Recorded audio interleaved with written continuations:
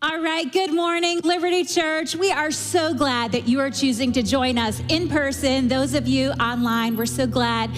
This is the first Sunday of officially where it's spring, so we're excited about that. And we have a message today called Spring Cleaning. So we're all kind of in that phase where we're feeling a little bit of that itch of taking care of and refreshing our space. We're feeling it as a church, and I know that you're feeling it in your life as well. So hey, just some memes to set it up for today as we talk about spring cleaning. Let's check these out. I can totally relate to this first one. I know I've done this. Me helping my husband look for an old shirt that I threw away 2 months ago. Yeah, I know that I've done that one. All right, next one. 2 adorable reasons why your spring cleaning will never actually be finished, right? And that's okay. Those are good reasons. All right, next one. How I expect my family to live after I've cleaned the house, right? Don't touch anything. Don't act like we actually live here. All right, next one.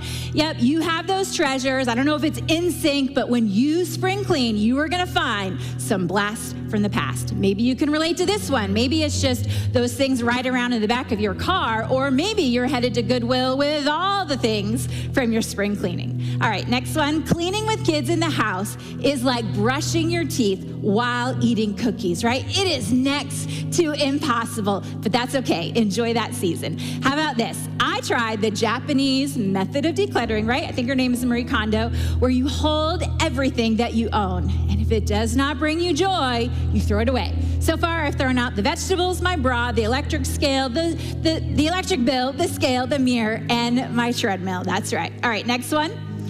The 20 minutes it actually takes me to clean the bathroom isn't as nearly as traumatic as the 3 hours it takes me to build up to actually cleaning the bathroom, right? Can you relate that? Maybe you can share that with your teenagers. It'll be okay. They'll survive. All right, so we live life by the seasons, and I do truly love where we live. We get to experience all 4 of the seasons in their goodness and in their challenges. And I'm not sure online where you live. You can put that in the comments and in the chats, but this part of Pennsylvania is pretty special. I love the opportunity to travel, to go away, to see other places, but I always love coming home to the awe, wonder, and beauty of what we have right here at home in Pennsylvania. You know, the seasons are good prompting for life because each one of them are unique. You know, if you think about summer, and summer is the next one up on deck, we think about fun, like summer and fun. We want to do all the things. You have that summer bucket list with the warmer weather, the vacations, the no school, the late nights, the looser schedule. You're just excited about the picnics, the flowers, the gardens, the grilling, the fireworks, the parades, the yard games, the fairs, the carnivals, all the things that you think of with summer. And then we move into fall, the changing of the colors, the return of the crisp, cool air, the return to the routine, which has its comfort as well, and stability, the sweater weather, the pumpkins, the apples, the mums, all of those things that we enjoy about fall. And fall ends with the hustle and bustle as we kind of get dumped into the holiday season. Winter actually begins right before Christmas, officially begins just a few days before Christmas. So it has a hustle and bustle start to it, that weird week between Christmas and New Year's. We begin a new year. We have those goals, those plans that we want for our new and upcoming fresh new year. And then I feel like in January and the main part of winter, we try to keep things quieter, calmer. There's still that routine, there's still that schedule, there's still plenty of you that are running to any and all kinds of events. But I feel like our evenings, we like to spend more home, tucked in, cozied. You know, you've got those slippery roads and all those things that are happening. And so it just kind of beckons us maybe to quiet our souls a little bit. And then we are excited, right? Spring is on the horizon, and that's where we are today, where things are still brown, but we know that they're going to be green. And we know that also there's going to be a good fair amount of mud and all of those things. I remember that when our boys were little and just having the boots by the door and all the dirty and all the messy as they constantly went in and out as the weather got nicer. But that's just all a part of it. And I don't know if you've ever noticed, there's been a few times where we've had heavy rains, and there's like this sci-fi earthworm thing that is happening as the grounds begin to thaw out, and all of these worms like come out of the ground. There's been a few times where it's really memorable, that it's really kind of creepy that there's so many of them that come out.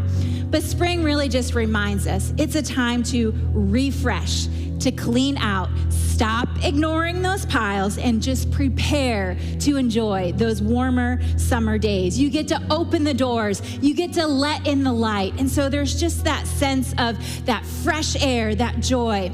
But yet you also are focused, right? You want to take care of those piles. You notice those cobwebs. You notice like all those things that just need spruced up around you in your world. And you're excited for your gardens and your flower beds. You might even be thinking about yard sales as you go through your things. You've got things to clean out. You've got things that need to go on Facebook Marketplace. And so the seasons, they are designed and they are established by God. And the purpose, He is a designer, and God is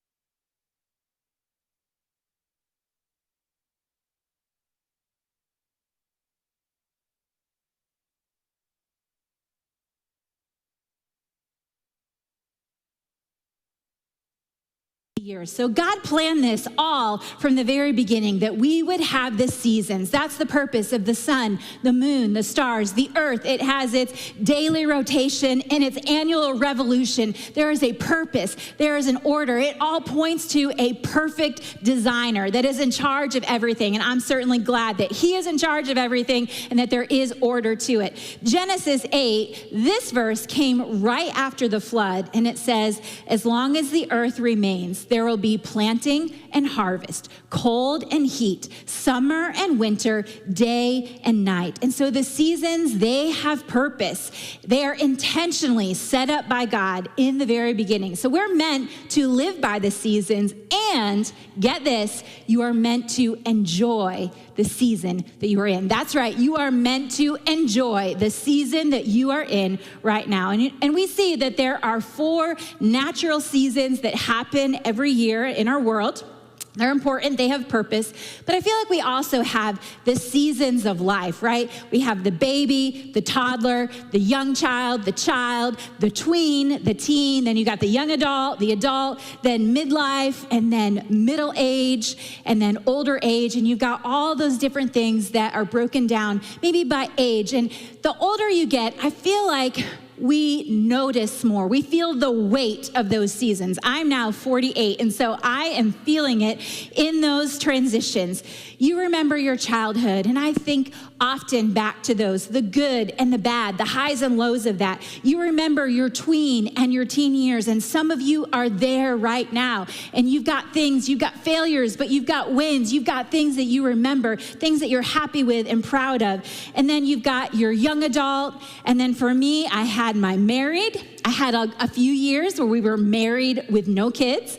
Then we were married with 1, then 2, then 3, then 4 boys. And then we were in a homeschooling journey with them. And as they were going through all of those stages of life, right? As I just said, from baby on up, kind of watching them through those. And then now I have 2 boys that are married. They're men that are married. I have 1 young adult, and he is dating. And then I have 1 still in high school, finishing that out. And so Lon and I also, we each have 1 widowed parent. And so we're seeing life through their eyes and their perspective. And this year, saying goodbye to my grandparents that had been married for 74 years and had lived into their 90s. And just seeing that transition of them going to heaven just a few months from each other. The older you get, I think that you begin to get more clarity, say clarity, on those important things. Your faith, your family, your health, your physical stuff around you that brings you joy. You know, what are the things that I want? What are the things that I want to keep? What are the things that I want to pass on? You think about the good memories, the legacy, the things that you want to pass on to the future generations. And this clarity can help you declutter your life. God is always looking to give us clarity in our lives, in the decisions of what to keep, what to enjoy, and what do I need to let go? What do I need to pass on to future generations? So here's our first question in this spring cleaning. The first question is this: what needs to go? Some of us, we are just natural hoarders. I know that there are some of you, you have your 4th grade report card somewhere at home, like you do. You have it. And you're going to message me and you're going to tell me that. Some of you have a collection of baby teeth, whether they're yours or they're someone else's. You have that. We struggle with letting things go, and all of us are different in that. You might have an elephant-shaped vase, right? You don't want to let it go, but hey, you might need that for that funky party. You might need that. That is a perfect white elephant gift that needs to go, that needs to be given away next Christmas. You know, and some of us are minimalists. We really don't keep much of anything. We tend to let too much go. And I think probably most of us are somewhere in the middle. You probably married someone that is opposite from you. And so don't you love how God puts people that are opposite together? They have different strengths and weaknesses to make us better as a couple. And really, we have to see those things as an advantage rather than seeing them as a negative. We have to choose to laugh about those things, and we have to let them be a good thing rather than a wedge that wants to get in between us, right? We have to have fun with those things. Sometimes we have to lighten the mood with our differences of one of us tends to hold on to more and one of us tends to let go of things a little bit more. Well, my parents, they were definitely at the end of the hoarding spectrum. They really were. Like my mom, more so than my dad. My mom, there was not a gift shop that she could go past that she didn't want to stop in and couldn't find something to buy. Like that was just her. She was into gift shops. And so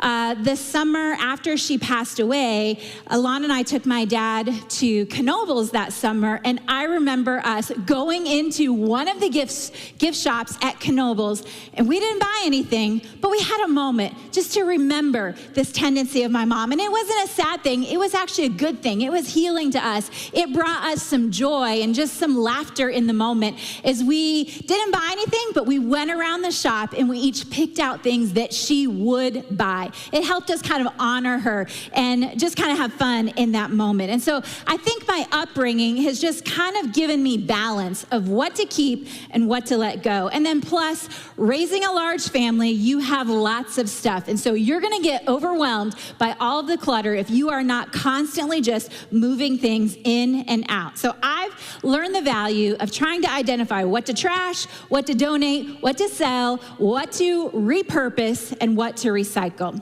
And also, when Lana and I first got married, we really didn't have much stuff. So we tended to kind of hang on to probably more than we should have because money was tight. You know, here we were starting a life together. We had our free furniture. We had our college books. We had our basic essentials. Pretty much anything other than some of the big items we could pack up into our cheap cars at the time. And so Lon loved that when we got married, he also was excited about, hey, this stuff is also now, your stuff is also now going to be my stuff. Well, unfortunately, my $650 Plymouth Horizon car did not make it into the marriage. I think it fell apart about a week before, so that didn't make it. But he was excited. Like back then, they had those CD clubs, right? Those music clubs. And so he was just interested, like, what is her collection of CDs that were now hers, but now they are also mine? And sorry, I didn't have any good 80s rock music to share with you, but hey, what I had, the one thing that I did share with him though was my college debt, which wasn't a good thing. He had a little bit, I had a lot of it. And so when we came together and finished college, you know, one of the things, we made a lot of dumb decisions just like you have, but one of the wisest decisions that we did in the very beginning is that college debt, we attacked it in the first 2 years. Before Dave Ramsey and all this stuff, we attacked that debt and we got out of debt right away. Like that was just something that I'm really, really grateful for, because that decision helped set up our life. It helped get rid of that clutter so that when we did start a family and I wanted to be home with them as much as possible, we had made those decisions already. And so you have decisions in your life and they will impact your future. Those things that are before you, the decisions that you have right now, they're going to help give you clarity. So no matter the season, God will regularly help us clean out. He is always at work in our lives. He just simply wants us to trust him, to ask for his help, and to invite him in to the details. You know, last Sunday, I was at Liberty Location, and I was just walking through the coffee house, just having little conversations with people before the celebration, and I had this quick conversation with Lisa Weeks. Now, Lisa, she's in a season where she just recently said goodbye to her parents, her dad and then her mom recently. And wow, Lisa is just an amazing treasure, really taking care and honoring her parents well in their final season. And I was just chatting with her, checking in on that, and knowing that, you know, probably going through the time of settling their estate and all the things. And you know what she said to me? Do you know the advice that she said? It was very profound, and it stuck with me. It's just simple, but it stuck with me all week. As her family is going to be getting together here eventually and going through the will and going through all the things that they left behind, she was like, wow, we just need to pray. As we all get together, we just need to pray first, and we need to seek God, because, you know, emotions can get involved and stuff can get involved, and people are people. And so just that heart, that perspective, it reminded me that every season in life, we need prayer because we need God. And so that's just one way that we can keep him first. And James 1, verse 5 reminds us of this. And if anyone longs to be wise, and you want to be wise, Liberty, ask God for wisdom, and he will give it. He won't see your lack of wisdom as an opportunity to scold you over your failures, but he will overwhelm your failures with his generous grace. I mean, think about that. He's not going to come down on you. He wants to overwhelm you in a good way when we come to him and we ask for his help and his wisdom in whatever in life that we are facing. And he's not stingy with it. The Bible says right here that he is generous. We can't earn it, work for it, or deserve it. It's his grace. It is a gift to us. So every season, every daily clean out and tidying, we need God's help and we need his wisdom. And he welcomes us in to do that at every moment. And maybe it's just a whisper in your day. You're going to say, Jesus, I need you. You are turning to him. You are recognizing that life is too full in the moment and some things need to go. One of the things is worry, right? Stress, those overwhelming emotions, that physical pain, that emotional hurt. And God is a healer. He is a source of peace and power to help you through any season. And so I think just the first thing is just identifying trash, right? That's just a quick tip in anything. In any cleanup situation, you need a quick win, and you've got to eliminate the trash. So any project that you have, first, right away, you're just gonna identify, this can go. This can go to the dumpster. It can go to the trash. It can go to the burn pile. It can go to the curb. You're going to identify those things. And I think what we need to identify is, what are some lies from the enemy that need to go? What are the hurts, the heavinesses of life, the guilt, the shame? Those are things that Jesus will help us with and he can heal, but they need to go right now. Spring cleaning in the heart and the mind and the soul is simply opening up to God. I'm not going to hold anything back. And I want to seek his heart, seek him for his healing to move forward. And so that's just simply talking to him, opening his word, staying planted in his church and allowing good people that are here today. They're going to surround you with love and prayer and hope and encouragement as you walk in your God-given purpose. Philippians 4, this is a powerful verse, just in a paraphrase for us today, but check this out. Don't be pulled in different directions or worried about a thing, right? We only want to be pulled in one direction, towards God. Be saturated in prayer throughout each day. offering your faith-filled requests before God with overflowing gratitude. Tell him every detail of your life. Then God's wonderful peace that transcends human understanding will guard your heart and your mind through Jesus Christ. We get distracted, right? We get consumed by worry, and we don't toss the lies and the hurts. They need to go right away, like instantly. They need to go. We need to fill our day. What does it say? Saturate your day with prayer and simply choose faith in God and his promises. And when we do that, the lies become more obvious. And instead of getting overwhelmed by everything that's going on, instead, when we choose thankfulness, we begin to see clearly. God gives us clarity. He guards our hearts and our minds through Jesus and gives us peace. And so God is in the details. Tell him your details. Hold nothing back. He knows it all anyway, right? We are so many times are like that 2-year-old that we are eating the cookies, and then somebody is coming along and asking us if we took the cookies, and we've got crumbs all over our face. God knows. We are just like that 2-year-old.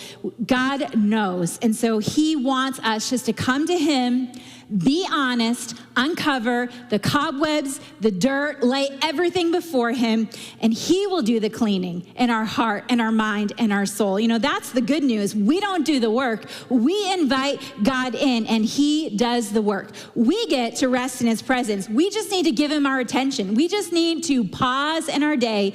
Jesus, I need your help. I need your healing. I need your clarity. I need your wisdom right now. And give him room to invade your space with his grace as you let those things go, as you clean out what needs to go. Okay, question number 2 in our spring cleaning: what needs to be given away? You might not think that you have a surplus of things to give away. You might think that you don't really have anything good. Maybe you are in a low season right now and you don't have much, but I'm telling you, you have things to be given away. If you were to go on a mission trip right now, like in November, we pack Operation Christmas Child shoe boxes. And so that's one of my dreams, to be able to go on a mission trip to help give away those shoe boxes. So if you were to go on a mission trip and you were to watch these kids open these boxes with all the little toys, maybe they get a pack of gum in that box. You know, those kids, I guarantee it, you would see it. They would open and enjoy the gift, but they would also share it. They would give you some. Even though you've had gum probably every single day of your life, they've never had it. These kids, with joy and with smile, they want to give away what they have been blessed with. And we get that in life. We love it when we're able to give away things, whether it's kid clothes or any kind of kitchen gadgets or furniture or anything, books, resources, whatever it is, stuff that we don't need. We get joy when we're able to give those away to people that can really use them, that really want and need them in the moment. Like when you are able to give those things away, there's such joy in that.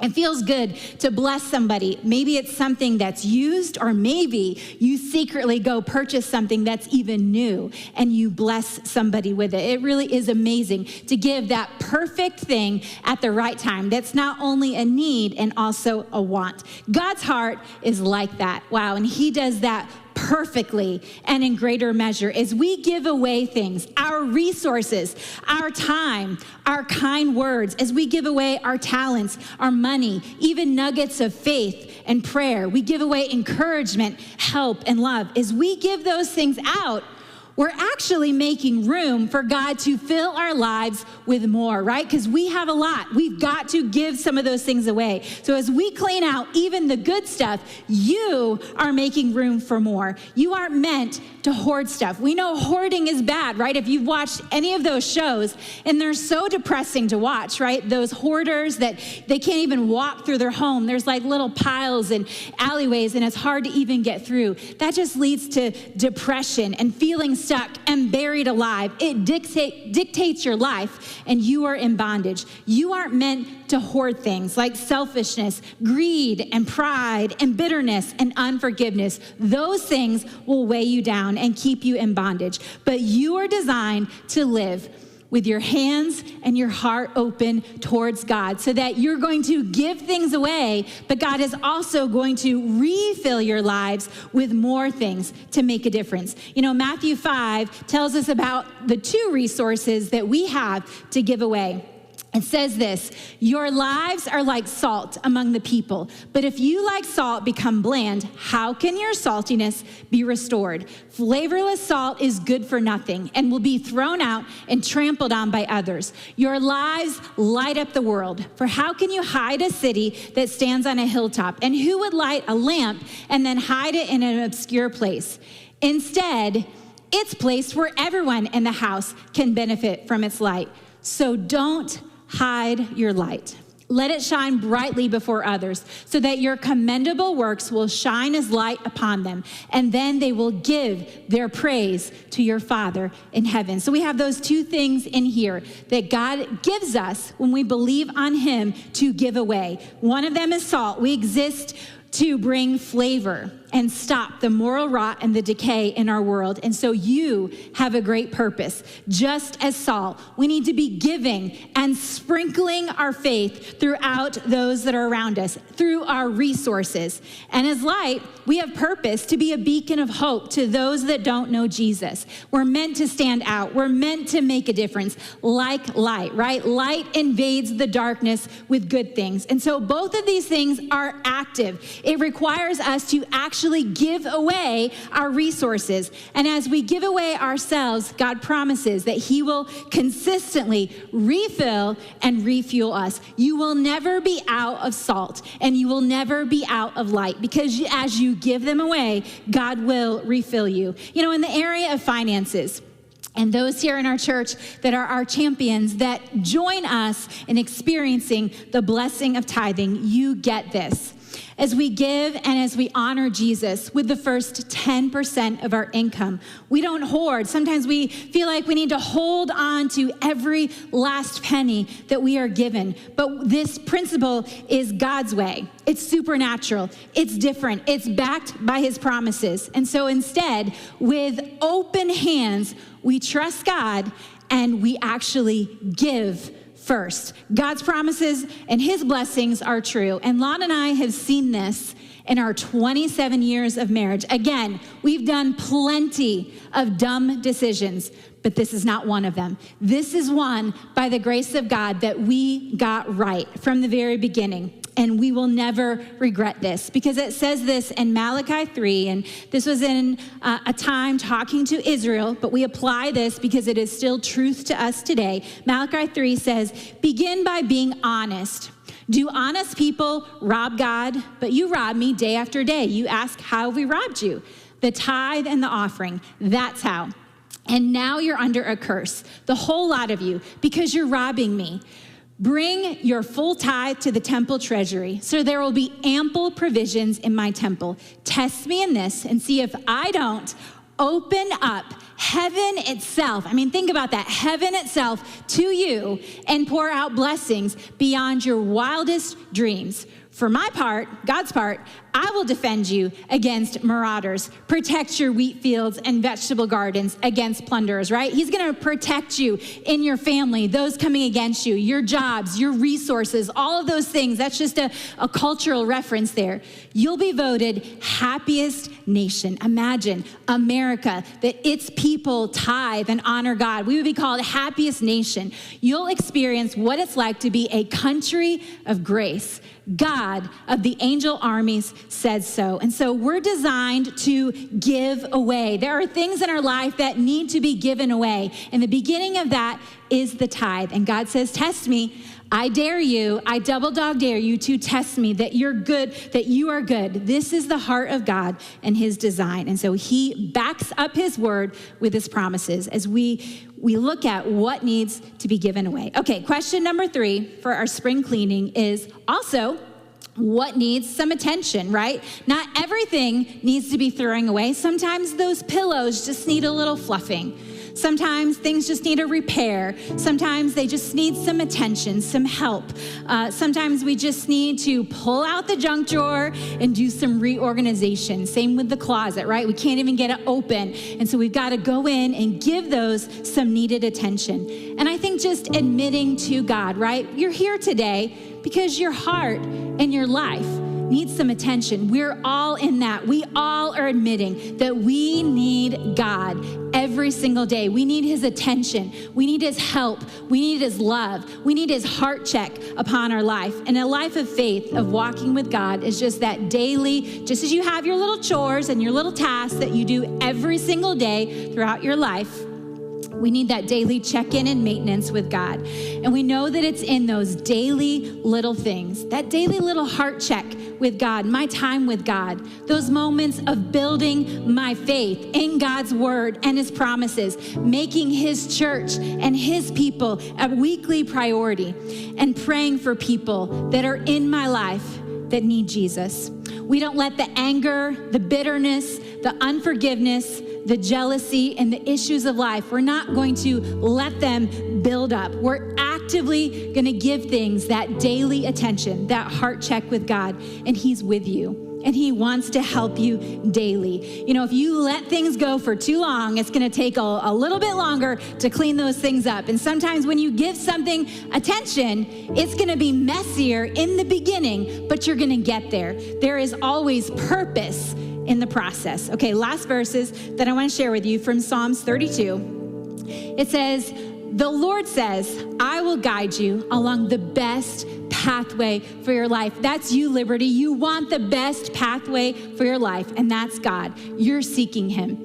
"I will advise you and watch over you. Do not be like a senseless horse or mule that needs a bit and a bridle to keep it under control."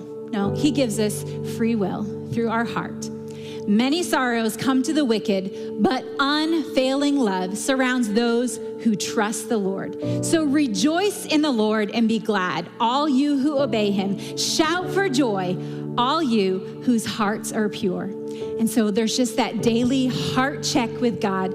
God, I need you. I want to walk with you. I want to be connected with you. And so daily just seeking him first in your day. You know, in the seasons of spring cleaning, as you tidy up your spaces, as you clean up your yard, as you tinker in your garage, as you identify those priorities in your season of life, right? You've got to enjoy the season that you are in. Use those moments to allow God in, to do a work in your life. His promises are true and his word is powerful, right? Number one, he wants to help you clean out the trash. Those lies of the enemy, those things that are obvious right away, they need to go. Those will give you those quick wins.